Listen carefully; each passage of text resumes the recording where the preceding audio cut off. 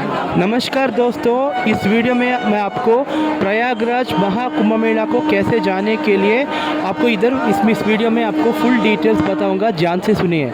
अगर सोचो आपको फरवरी 15 को जाना पड़ेगा या फरवरी 12 को जाना पड़ेगा, आपका प्लान है कि कुंभ मेला को फरवरी 12 को जाना पड़ेगा, तो आप कम से कम रिजर्वेशन जनवरी 20 को और जैन 20 को आपको कम से कम रिजर्वेशन बुक करना पड़ेगा।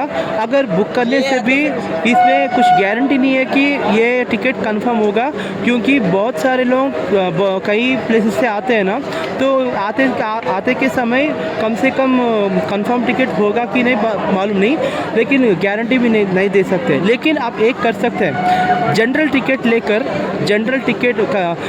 प्रयागराज को जनरल टिकट लेकर आप ट्रेन को चढ़ना पड़ेगा। चढ़ने के बाद उधर टीसी आएगा। टीसी आने के बाद अगर आपको रिजर्वेशन कंफर्म होगा तो कोई बात नहीं। अगर आपको कुछ कंफर्मेशन नहीं है, सिर्फ आप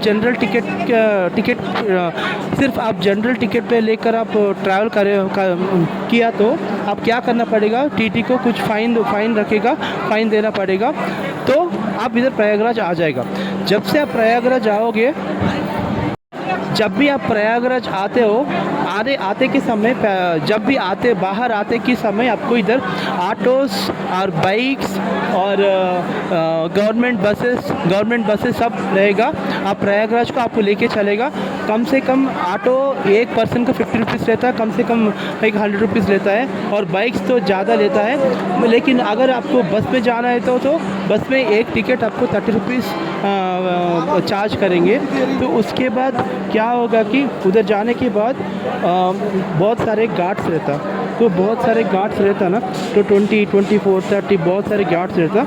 अगर आपको त्रिवेणी संगम को जाना है तो कम से कम बोट्स में जाना पड़ेगा, लेकिन अभी बोट सब बंद हो गया, क्योंकि बहुत सारे लोग आ रहे हैं, बहुत सारे क्राउड है, इसलिए बहुत सारे बंद कर दिए। तो सब लोग क्या करेंगे कि कम से कम त्रिवेणी संगम जो होता है ना, 24 घाट नंबर 38, उधर एक नारियल घाट रहता। अगर आपको कुछ प्रॉब्लम होगा तो उधर यूपी पुलिस रहते हैं, उस यूपी पुलिस को आप सबको हेल्प सपोर्ट के लिए आपको कुछ डाउट रहेगा तो आपको क्लैरिफाई करेगा। तो उसके बाद नहाने के समय अगर नहाना कंप्लीट हो गया तो आपको कम से कम पीछे आना पड़ेगा, माने आपको प्रयागराज को आना पड़ेगा। प्रयागराज आते समय आपको उधर कोई ऑटो कोई ना कुछ आपको नहीं मिलेगा, कम से कम कुछ एक भी नहीं मिलेगा। उधर एक सोमनाथ टेम्पल के पास में एक डॉर्मेट्री रहता है, बहुत सारे डॉर्मेट्रीज रहता है। अगर चाहिए तो डॉर्मेट्रीज आपको प्री बुक करना पड़ेगा, नहीं तो आपको रूम्स नहीं मिलेगा, बहुत मुश्किल हो जाएगा। तो क्या करेगा, तो आपको फिर भी पीछे प्रयागराज को आना पड़ेगा। प्रयागराज चौकी रेलवे स्टेशन, आप कुछ ना कुछ प्रयागराज स्टेशन का आने के बाद उधर लोकल में बहुत सारे डॉर्मेट्रीज रहता है, लेकिन हर एक डॉर्मेट्री आपको मिनिमम 1500 और मिनिमम 1000 रुपीज़ और मिनिमम 2000 ऐसे चार्जेस रहता है, क्योंकि अभी कुंभ मेला है ना, बहुत सारे डिमांड है, तो इसलिए पैसा भी बहुत होता है। तो ये सब छोड़ो, तो होते के समय उसके बाद क्या करेगा, अगर आपको रिटर्न ट्रेन टिकट नहीं है, सेम वही करो। अगर रिटर्न ट्रेन टिकट को आपको रिजर्वेशन नहीं हुआ तो कोई बात नहीं, जनरल टिकट लो और कुछ रिजर्वेशन या कुछ एसी कंपार्टमेंट चले जाओ। जब भी टीसी आ जाएगा उसको कुछ फाइन बोलेगा और पैसा दे दो, बस ऐसे ही होता है। तो प्रयागराज जाने के समय कम से कम आपको जो लगेज होता है, लगेज को सब भी संभाल के रखना, क्योंकि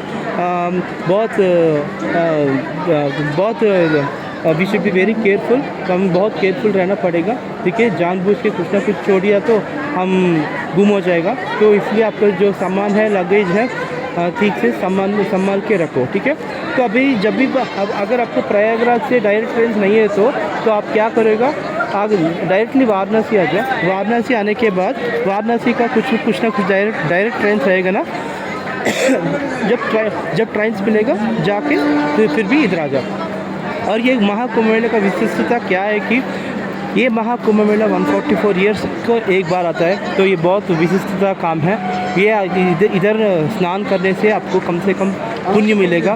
इधर कुछ स्पेशल होता है, स्पेशल डेज होता है, लाइक मौनी अमावस्या, वो तो मौनी अमावस्या हो गया और पंचमी हो गया। और अभी आने वाला क्या है कि पौंछ पौर्णमी। इस पौंछ पौर्णमी में स्नान करने से आपको बहुत ही पुण्य मिलेगा आपको। ठीक है, have a nice day, have a nice journey and have a nice snan. Thank you so much, bye bye. Kumbh Mela అనమాట। కుంభమేళలో మొత్తం 4 రకాలు ఉంటాయి। కుంభమేళ, పూర్ణ కుంభమేళ, ఇలాగ 4 రకాలు ఉంటాయి। సో ఇది మహాకుంభమేళ 144 ఇయర్స్ ఒకసారి వస్తుంది। ఓకే, సో చూస్తున్నారు కదా, ఇదే త్రివేణి సంగమం అంటే 3 నదులు కలిసిన చోట అనమాట। గంగా, యమున, సరస్వతి। గంగా యమునని మనం చూడొచ్చు, కానీ సరస్వతి అండర్ గ్రౌండ్లో ఉంటుంది అనమాట। అది ఈ రివర్కి అండర్లో ఉంటుంది సరస్వతి। సో ఇది మొత్తం అంతా ఏంటంటే ఇక్కడ కుంభస్నానాలన్నీ ఇక్కడ జరుగుతాయి। మొత్తం చాలా మటుకు ఎక్కడైతే లైటింగ్స్ కనిపిస్తున్నాయి కదా, ఆ లైటింగ్స్ అన్నింటిలోని కుంభస్నానాలు జరుగుతాయి। సో ఇక్కడంతా ఎక్కడ పడితే అక్కడ ఘాట్స్ అవన్నీ ఉంటాయన్నమాట। సో ఇక్కడ చలి కూడా చాలా ఎక్కువగా ఉంది, చలి కూడా చాలా దారుణంగా ఉంది। అరౌండ్ టెంపరేచర్ వచ్చేసరికి 12 degrees 11 degrees దాకా కూడా ఉందన్నమాట। సో ఇప్పుడు నేను కూడా కుంభస్నానాలు నేను కూడా ఆచరిస్తాను ఇప్పుడు। సో మీరు చూడండి, ఓకేనా? సో చూడండి, మొత్తం ఇది చాలా గొప్పది ఫ్రెండ్స్, అంటే అదృష్టం ఉండాలి ఈ స్నానాలు ఆచరించాలంటే। 144 ఏళ్ళకి ఒకసారంటే మహాకుంభమేళ అనేది చాలా పుణ్యస్నానం ఇది। ఇది ఈ స్నానం చేస్తే పుణ్యం వస్తుందా ఏం వస్తుందో నాకు తెలియదు, కానీ ఒక మంచిది అని చెప్పచ్చు, ఓకేనా? సో ఇది మనం ఉత్తరప్రదేశ్ ప్రయాగరాజ్ దగ్గరికి వచ్చాం। ఇక్కడ మీ అందరికీ తెలుసు మహాకుంభమేళ జరుగుతుంది। ఇది బేసిక్గా 144 ఇయర్స్కి ఒకసారి ఇది వస్తుంది అనమాట। ఇది నిజంగా చాలా పుణ్యం అనమాట। నా ముందు ఎన్నో కుంభమేళలు జరిగాయి, కానీ నేను పుట్టిన తర్వాత వచ్చిన ఫస్ట్ కుంభమేళ ఇదే, మహాకుంభమేళ ఇదే ఫస్ట్ అవుతుంది, ఇదే లాస్ట్ అవుతుంది। ఎందుకంటే 144 ఇయర్స్ నేను మళ్ళీ చూడాలంటే మళ్ళీ ఇంకో జన్మ ఎత్తాలి, అది నా వల్ల కాదు। 144 ఏళ్ళు బతకంటే నా వల్ల కాదు కాబట్టి సో ఇప్పుడైతే నేను ఇప్పుడు ఘాట్ దగ్గరికి వచ్చాను। ఇదేంటంటే గంగా, యమున, సరస్వతి 3 కలిసి ఇది కలిసే ఒక సంగమం, త్రివేణి సంగమం అనమాట। సో ఇప్పుడు నేను ఇప్పుడు స్నానం అయితే చేస్తాను, ఓకేనా? సో చాలా పవిత్రంగా ఉంటుంది, చాలా మంచిది, బాగుంటుంది, హెల్త్ కూడా, అంటే పుణ్యం చేస్తే। Okay, so let's go. ఈ కుంభమేళ మహాకుంభమేళ స్నానానికి వెళ్ళినప్పుడు చెప్పులు ఇప్పేసి వెళ్ళిపోవాలి, చెప్పులతో స్నానం అయితే చేయకూడదు। ఓకే, సో ఇప్పుడు నేను స్నానం చేయడానికి అయితే వెళ్తున్నాను, ఓకే? So follow. చాలా చలిగా ఉంది అసలు,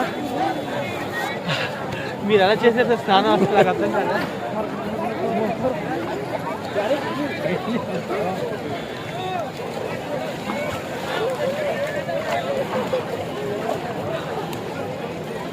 సో ఫ్రెండ్స్, నది స్నానం చేస్తాం।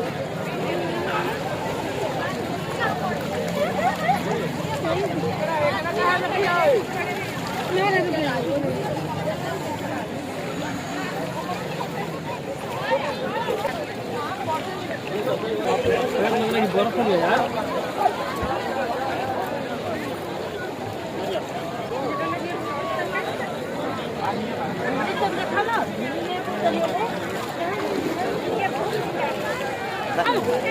कहाँ जा रहा है?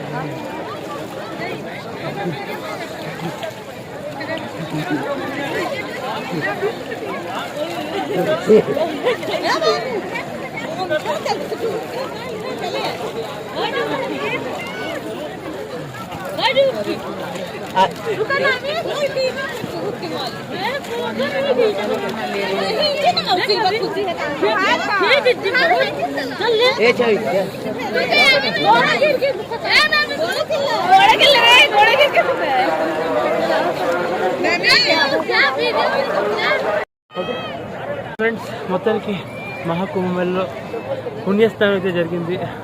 సో మీరు కూడా వీలుంటే మహాశివరాత్రి ముందు, February 27 ముందు వీలుంటే మీరు కూడా ప్రయాగరాజ్కి వచ్చి ఈ గంగా యమున సరస్వతి త్రివేణి సంగమంకి వచ్చి మీరు స్నానం చేస్తారని, ఆ పుణ్యాన్ని మీరు దక్కించుకుంటారని కోరుకుంటున్నాను। Thank you.